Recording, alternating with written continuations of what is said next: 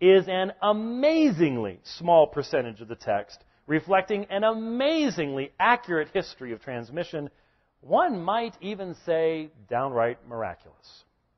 What I thought I would do for you is I opened up my Bible program, BibleWorks, and I have set it up to where it can compare and contrast different Greek texts.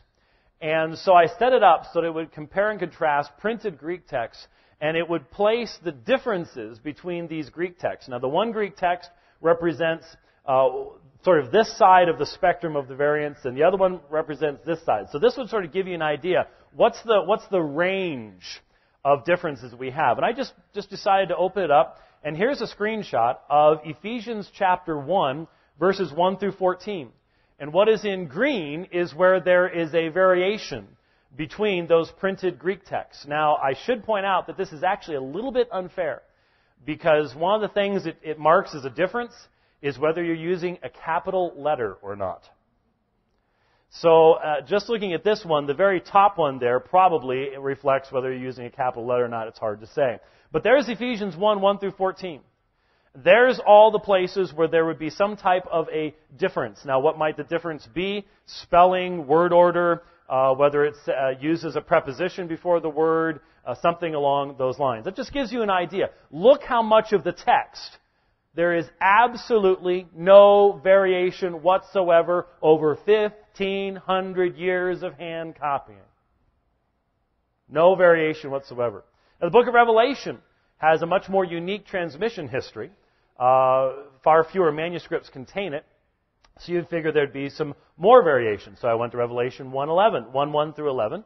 And there again, I noticed that at least one or two of those are probably capitalization issues. But again, vast majority of the text, no variation to be found whatsoever. Gospel of Mark was copied many times. Here's Mark 1, 1 through 14. There is a major textual variant right up there at the top. I'm not sure if this little laser will point you right there, right at the top, is whether Mark 1, 1 actually says Son of God or not. But that one is marked there in green. And then I looked around for where could I find some text where you almost find nothing. Check this out. Check out the book of Hebrews. Hebrews 6, 8 through 20.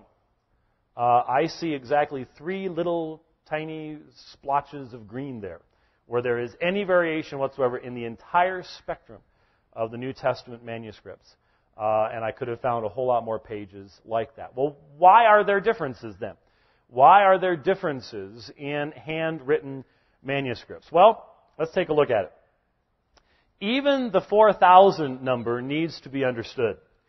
Even when the variant does impact the reading, in the large majority of instances, the careful student of the text can see which reading is the original reading. Many of these errors involve common scribal errors, mistakes that we continue to make to this very day when copying from one text to another. For example, how many of you are students right now? You got any students out there? Okay. We have to do papers. And you may have to have a book sitting next to your nice Mac laptop, and you need to copy a paragraph in, and you don't have a nice scanner to do all the scanning. And even if you have a scanner, you know you got to check the scanner because it can come up with some really wild ideas as to what it was just scanning and converting it into English. But you might have the book sitting there, and you might be typing along, and you've got nice lights, you've got your reading glasses. If you're a student, you probably don't need them unless you're a student like me. But anyways, you're typing along, and you've even got stuff that'll spell check for you and warn you and underline things in red and all the rest of that stuff. Do we not still make errors? We become distracted, the cell phone goes off, there's music going on, iTunes goes over to a song you just can't stand, whatever it might be. And when you go back to your copying, you skip a line, you skip a phrase, you do things when you're copying, and that's exactly what happened in the ancient world as well. And when we know what kind of errors scribes make, then we can look at those 4,000 variants, and when one of them clearly comes from a standard scribal error, that helps us to understand. Let me give you an important example from the history of the New Testament itself. And you might want to look this up in your Bible. You might want to look up what you have in 1 John 3:1. 1 John chapter 3, verse 1. Now, if you have the King James or the New King James, it will read along these lines. Behold, what manner of love the Father hath bestowed upon us, that we should be called the sons of God. Therefore the world knoweth us not, because it knew him not. That's the King James and the New King James. If you have the NASB, NIV, ESV, which are based upon a more modern Greek text, both the King James and the New King James are based upon what's called the Textus Receptus, the TR that was named that first in 1633, loosely based upon the first 5 editions of Erasmus, beginning in 1516, Stephanos 1555 or so, and Beza in 1598. The modern translations, the Nestle, ESV, NASB, are based upon what's called the Nestle-Aland text. And if you look at that, it will read like this. See how great a love the Father has bestowed on us, that we would be called children of God, and such we are. For those gentlemen who have color blindness, that's in red. And it says, and such we are. For this reason the world does not know us, because it did not know him. The phrase, and such we are, an affirmation that we are the children of God, is not in the King James Version at 1 John 3:1. It's not in the Textus Receptus at 1 John 3:1. Now, if I wanted to mislead you and preach to you, what I could do is go, that's because those King James translators were a bunch of Anglicans. And we know what Anglicans are like. Look at the Anglicans today. They've gone all liberal on us, and the Anglicans have always been liberal, and they changed the Bible. They don't want us to believe in the adoption. It has nothing to do with the translators at all. They're translating the Greek text in front of them. The Greek text in front of them didn't have the phrase, and such we are. But why? Why is that? Did someone tamper with the text? No. Let me show you. The modern texts, as I mentioned, contain an important phrase affirming our adoption as children of God. Why doesn't the King James have it? Real easy. This is a glowing example of what's called homoi teleuton, which means similar endings. Think about how many times you've been copying a word ending with such combinations in our language as ing, tion, es, common endings in our language. And when looking back at what you are copying, have mistakenly started with a different word that had the same ending. You just finished typing tion, you look back, you see tion, you continue on, but the problem is you got the wrong tion. There's 2 words in that sentence that have tion. You get the second one, and inadvertently you have now deleted all the words between the 2 occurrences of tion. That's called being a human being. And scribes were human beings. So, ancient writers made the exact same error. Here is the relevant portion of the Greek text as it would have appeared in unsealed text in the early days of the New Testament. Now let me explain quickly what unsealed text means. The original manuscripts of the New Testament, and for the first 750, 800, 900 years of the transmission of that text, were written in all capital letters, no space between words, and no punctuation. And that's what it would have looked like. This is what first part of 1 John would have looked like in that unsealed text. Everybody got it? No? Okay. Well, don't see the problem. Let's use a little bit of color to point it out. There you have, and I'll try to point over this one now. You see the red. You have mu epsilon nu, or men in our language. Mu epsilon nu appears 2 times. It appears 2 times.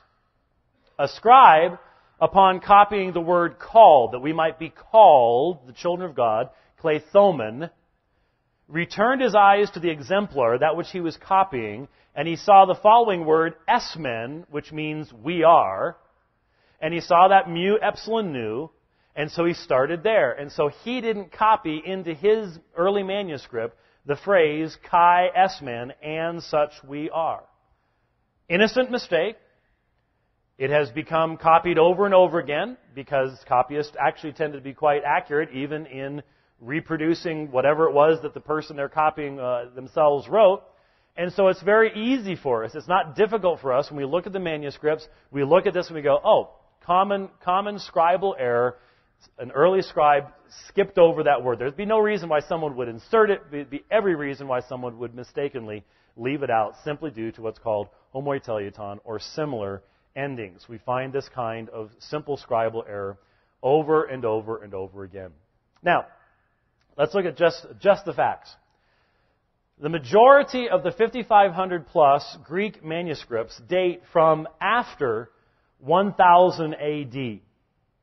Why would this be? Well, put on your historical thinking cap for just a moment.